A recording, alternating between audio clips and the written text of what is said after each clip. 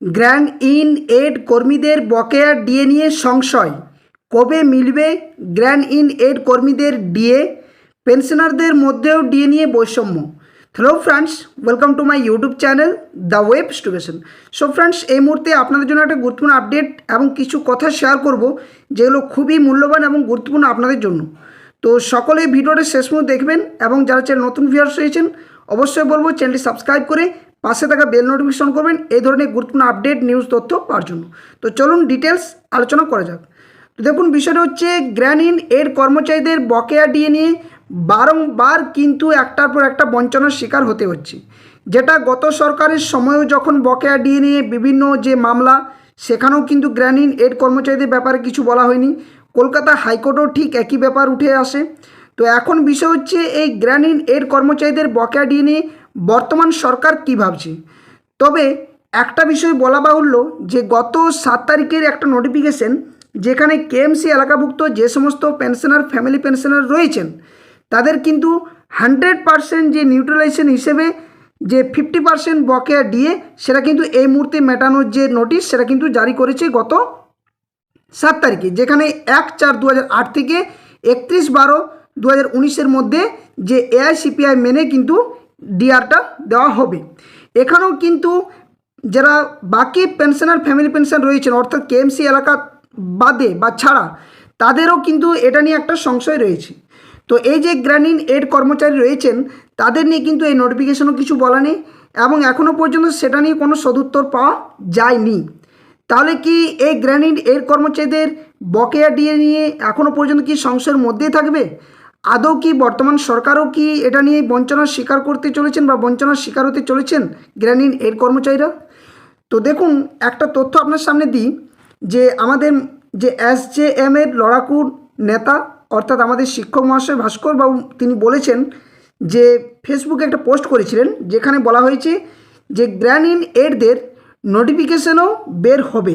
অর্থাৎ তিনি কিন্তু আশ্বাস দিয়েছেন এবং সত্যি ঠিক, কারণ শুধুমাত্র এসজেএম বা আরও যে সমস্ত শিক্ষক সংগঠনগুলো রয়েছেন, তাদের কিন্তু আপ্রাণ প্রচেষ্টা এবং অক্লান্ত পরিশ্রমের ভিত্তিতেই কিন্তু এই যে ডিএ, সেগুলো কিন্তু আদায় করতে পেরেছেন।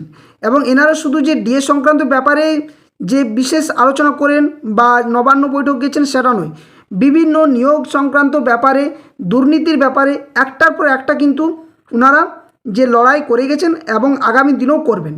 তো তিনি এটাই বলেছেন যে গ্র্যান্ড ইন এড কর্মীদের যে ডিএ সংক্রান্ত ব্যাপারে নোটিফিকেশন, সেটাও কিন্তু বের হবে। এসজেএম অর্থাৎ সংগ্রামী যৌথ মঞ্চ লড়াই করলে সফলতা আসে, একদম ঠিক কথা।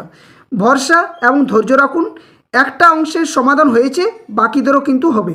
অর্থাৎ এই যে কেএমসি এলাকাভুক্ত যে সমস্ত কর্মচারী, উনি সেটাই বলতে চেয়েছেন যে পেনশনার, ফ্যামিলি পেনশন যারা রয়েছেন এই সমস্ত এলাকার, ওনাদের নিয়ে যে নোটিফিকেশন জারি করেছেন সেটা নিয়ে সত্যি একটা এই সমস্ত কর্মী সংগঠন বা শিক্ষক সংগঠনগুলোর যদি অক্লান্ত পরিশ্রম না থাকতো, তাহলে কিন্তু এগুলো সম্ভব নয়। কারণ অনেক কিছু বিষয় যেগুলো হয়তো সরকারের কানে পৌঁছানোর জন্য এই সমস্ত দূরদর্শী কিছু সংগঠনের প্রয়োজন রয়েছে, যারা কোনোভাবেই দ্বিধাগ্রস্ত না হয়ে এই সমস্ত বিষয়গুলো তুলে ধরেন। তো আমি কারো প্রশংসা করে বলছি না, বিষয়টি এটাই উদ্দেশ্য যে গ্র্যান্ড ইন এর কর্মচারীদের যে বকেয়া ডিএ বা পাওনা, সেটা আপনারাও কিন্তু পাবেন। একটু ধৈর্য ধরুন, হয়তো সময় লাগবে, কিন্তু পাবেন। কারণ 2027-এর মধ্যে একটা কথা মনে রাখবেন, 2027-এ কিন্তু নতুন পে কমিশন চালু হতে চলেছে এবং যা খবর পাওয়া যাচ্ছে যে নতুন পে কমিশন নিয়ে কমিটি কিন্তু অলরেডি গঠন হয়ে গেছে। সেটা নিয়ে নোটিফিকেশনও কিন্তু জারি করা হয়নি, তবে যাটুকু খবর পাওয়া যাচ্ছে যে কমিটি গঠন হয়েছে। খুব দ্রুত, সম্ভবত এই মাসের শেষ বা পরের মাসে, অর্থাৎ এটা জুলাই মাস, জুলাইয়ের শেষে অথবা আগস্টের ফার্স্ট কিংবা সেকেন্ড উইকের মধ্যে এই নতুন পে কমিশন, অর্থাৎ রাজ্যের 7ম পে কমিশন যে চালুর ব্যাপারে যেটা রাজ্য বাজেটে বলা হয়েছে, সেই ভিত্তিতে 2027 যেহেতু দেওয়া হবে বা চালু হবে, সেক্ষেত্রে অবশ্যই অনুমোদন পাওয়া গেছে এবং যে কমিটি সেটা গঠন হয়েছে, এটা নিয়েও কিন্তু নোটিফিকেশন পাবলিশ হবে। এবং কি কি বিষয় উঠে আসছে সেখানে, নতুন পে কমিশনের ব্যাপারে কি কি আরও নতুন বিষয় উঠে আসবে, বা রাজ্য সরকার এবং কেন্দ্র সরকার যে ডিএর ফারাক এখনও পর্যন্ত যে প্রায় 22% রয়েছে, অর্থাৎ 38% দেওয়া হবে দুর্গাপুজোর সময় বলা হচ্ছে যেটা, তো তার আগে পর্যন্ত যে গ্যাপ, যে 22% যে গ্যাপ, সেটাও কিভাবে পূরণ করা হবে, বা 22% যে গ্যাপ রয়েছে সেটাও কিভাবে পূরণ করা হবে, সেটা নিয়েও কিন্তু ভাবা হচ্ছে। তো নতুন পে কমিশন চালুর আগে, বলার উদ্দেশ্য এটাই যে নতুন পে কমিশন চালুর আগে এই সমস্ত কর্মচারীদের যে বকেয়া ডিএ পাওনা রয়েছে সেগুলো খুব দ্রুত রাজ্য সরকার মিটিয়ে দেওয়ার চেষ্টা করবে, কারণ সেগুলো না হলে নতুন পে কমিশন গঠনের পর বা নতুন পে কমিশন যখন চালু হয়ে যাবে সেক্ষেত্রে নানান একটার পর একটা কিন্তু সমস্যা তৈরি হতে পারে।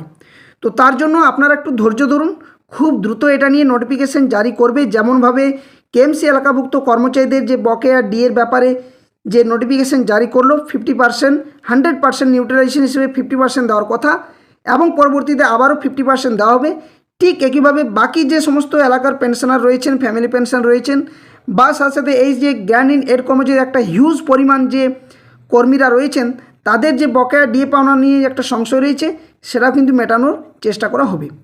তো এই ছিল আপনাদের সামনে আপডেট। অনেকেই বিভিন্নভাবে প্রশ্ন করছেন বারংবার, কারণ এই ডিএ সংক্রান্ত ব্যাপারে আপনাদের অথেন্টিক আপডেটগুলো দিয়ে থাকি বলেই আপনারা চ্যানেলের সাথে যুক্ত থাকেন। তো বারংবার কমেন্ট করছেন যে গ্র্যান্ড ইন এড কর্মচারীদের ব্যাপারে এখনও বঞ্চনা করা হলো, নানান ভিডিওতে আপনারা বলেন যে কবে পাওয়া যাবে, কি হবে। তো তাদের উদ্দেশ্যে বা যে সমস্ত স্যার ম্যাডামরা দেখছেন ওনাদের উদ্দেশ্যে আমি একটাই বলবো যে আপনারা ধৈর্য ধরুন, আপনাদের ব্যাপারটা নিয়েও সরকার কিন্তু ভাবছে, খুব দ্রুত আপনাদের যে বকেয়া ডিএ পাওনা সেটা কিন্তু মিটিয়ে দেওয়া হবে। এবং আরেকটা কথা বলে রাখি যে যাদের এর আগে যারা ডিএ পেয়েছেন বকেয়া ডিএ, সেখানে যদি কোনো গরমিল থাকে বা সেক্ষেত্রে যদি কম বেশি কিছু যদি হয়ে থাকে অবশ্যই সরকার সেটা নিয়ে হেল্পলাইন চালু করবে আশা করছি, এবং সেটা নিয়ে আপনাদের যে সমস্ত শিক্ষক সংগঠনগুলো রয়েছে ওনাদেরকে আপনাদের যে হিসেব নিকেশটুকু একটু জানাতে পারেন, কারণ তাহলে ওনারাও কিন্তু বিষয়গুলো সরকারের কাছে উপস্থাপন করতে পারবেন এবং আপনাদের যে বাকি পাওনাগুলো রয়েছে সেগুলো কিন্তু মিটিয়ে দেওয়ার চেষ্টা করা হবে। এবং আরও একটা বিষয় যে নবান্ন বৈঠক যেভাবে হয়েছিল বাজেটের আগে বা গত কয়েকদিন আগে, এই যে কেএমসি এলাকাভুক্ত বকেয়া যে পেনশনার রয়েছে তাদের যে ডিএ দেওয়ার কথা সেটা যেমন দিল, ঠিক একইভাবে বাকি যে সমস্ত ডিএ বা গ্র্যান্ড ইন এড কর্মচারীদের যে বকেয়া ডিএ রয়েছে সেটা নিয়েও কিন্তু আশা করছি আরও একটা বৈঠকের প্রয়োজন রয়েছে, কারণ নবান্নে বৈঠক হওয়া মানেই অনেক কিছু তথ্য উঠে আসবে এবং সেখান থেকে বোঝা যাবে যে নোটিফিকেশনের গুরুত্বটা কতটা গুরুত্ব সহকারে দেখছেন সরকার এবং কত দ্রুত সেই গ্র্যান্ড ইন এড কর্মচারীদের বকেয়া ডিএ পাওনা মিটিয়ে দেবেন।